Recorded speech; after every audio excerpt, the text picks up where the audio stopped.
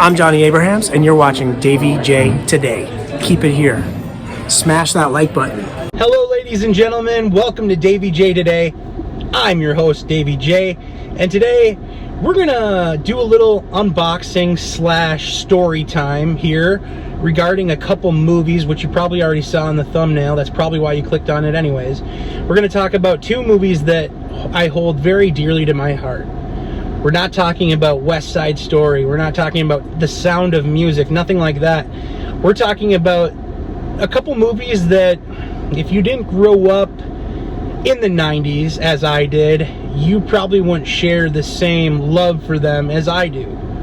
And those two movies are Scream, well, the whole Scream franchise, but we're going to talk about Scream 2 and I Know What You Did Last Summer, respectively.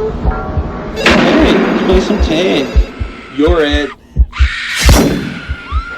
Davey, Davey, Davey, Davey, Davey, Davey, Davey, Davey, Davey, Davey, Davey, Davey, Davey, Davey, Davey, Davey. Today I got both of those movies on 4K. I don't know if you can see them. Let's see. Boom, see? 4K, boom. Right there. There's Scream 2, really cool Steelbook. And then I got, of course, I Know What You Did Last Summer, which I've already done my own research. I heard this is one of the best transfers, the best 4K transfers of the year. I am still yet to watch it, but that's okay. We're just going to do an unboxing, and I'm going to kind of just tell you my history with these two films. The first one is Scream 2. Now, when Scream came out, it was 1996, so when it came out in theaters, I was only 9 years old. At that time, I've seen a handful of horror movies at that time, probably Child's Play, Puppet Master, Pet Sematary, The Fog. I remember specifically seeing The Fog at a very young age, and I remember it kind of scaring me. Forgive me, I'm trying to do this with my fingers, but okay, here we go. Now we're getting somewhere. But I loved the original Scream movie, and not just me. I grew up with my cousins. My sister Stephanie is 7 years older than me, so we didn't really hang out on a daily basis just because of our ages. We were so different. We were in different stages of our lives. However, I had three cousins. Robbie, who was 2 years older than me, Emmy, who was my age, went to my high school and everything, and Aaron, also same high school, same town. We lived very close to one another. We used to spend our summers hanging out, going swimming at cousin Emmy and Robbie's apartment. Aaron would tag along with us, but our thing was we would watch movies all the time. Comedy movies, drama movies, suspense, horror movies like the Scream franchise. And anyways, now that I got this open, so when the original Scream movie came out, obviously we were super hyped for a sequel, which they announced virtually right away because it was so successful at the box office. And so we were looking forward to Scream 2. They probably started filming Scream 2 right at the beginning of 1997 because it was released, I believe, in the summer of 1997. So it was a quick filming. They got it out there really quick, so we were really hyped. Obviously, we were so young, so I don't think any of us saw it in the movie theater. We were 10 years old, going on 11 at the time. And so we didn't see it in the movie theater, but we were still hyped. But after I saw the Scream movie, the iconic Ghostface mask right here. Everybody knows Ghostface, it's no secret. I went to a place called Factory Card Outlet, and I bought myself a mask with the costume attached. Looking back and doing my research now, that Scream mask, it was like a first edition Scream mask with shroud, which is basically the cape that goes over you or whatever. It's worth upwards of $700-800 now in a decent condition, so I regret not holding on to it. But we had 2 or 3 Scream masks, we had a plastic knife, we had the mask and shroud together, and we would go to the park. And we always grew up playing tag, all the fun playground games. But once we saw Scream, all of our cousins got together. We basically invented this game called Scream Tag.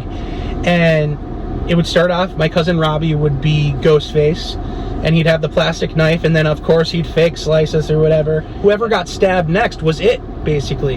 And so then we would don the mask, and then tag, you're it, right? So we called it Scream Tag. And that's just how much we were basically obsessed with Scream. Was it healthy? Maybe not, but we loved it. And if Robbie, Emmy, or Aaron are watching right now, or my parents, or my sister, they know exactly what I'm talking about and where I'm coming from. So, but here's Scream 2, the Steelbook. Here's the J card. Oh, hello, Sydney. Remember me? How fucking cool is that? So look at this. And then you got, boom, boom. So you got the Blu-ray and the 4K. Oh, it's very plain. This is what's behind it. Here's the Blu-ray. A nice blue eye. But your basic 4K and Blu-ray disc right there. So there's Scream 2. Now let's talk about I Know What You Did Last Summer. Right before Scream 2 was released into theaters, I remember seeing I Know What You Did Last Summer for the first time. And naturally, it blew me away because the same writer, Kevin Williamson, wrote I Know What You Did Last Summer. Kevin Williamson also wrote movies like Halloween H2O, and I believe he was executive producer, which is also called showrunner of a popular show at the time in the mid to late 90s, Dawson's Creek. Very dramatic teen show. Anywho, Kevin Williamson wrote this, so everybody was very excited, throwing in money left and right to get him to write scripts. I was so desperate when I wrote it. I couldn't pay my bills, and my car payment was due, and I was 3 months behind on my rent. Because he does such a good job at writing for teenagers, and he really does. And you can see it in these movies.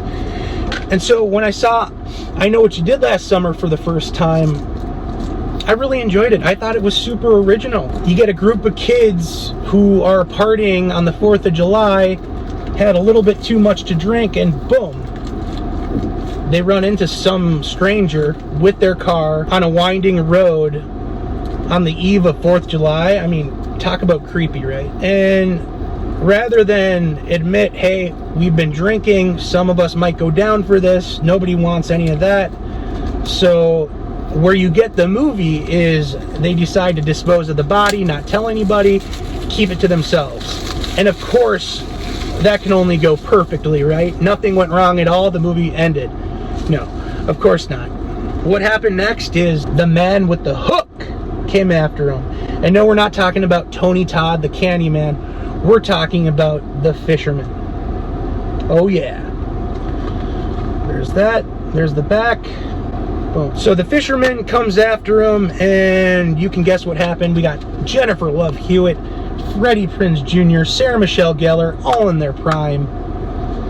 And just at the time, there was this renaissance of these really well-liked, well-paid teen actors that they made top billed casts of all these teen horror and suspense movies. So there's movies like Scream, obviously. You get I Know What You Did Last Summer. And then there's a sequel to I Know What You Did Last Summer called I Still Know What You Did Last Summer. And then you got Valentine and Urban Legends and all these Scream mockeries, right?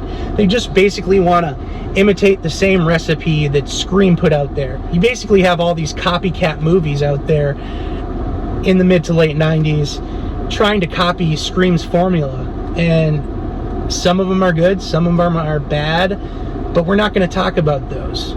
So, but that's the trend that it started. And so all these movies ultimately tried to look and sound just like Scream. So in 1997, they decided, hey, we're going to do a sequel, one of the many sequels to Halloween. We're going to bring Jamie Lee Curtis back, and it's basically going to be the sequel to Halloween 2. And if you know the Halloween timeline, it goes back and forth and zigzags here, starts over there. Yeah.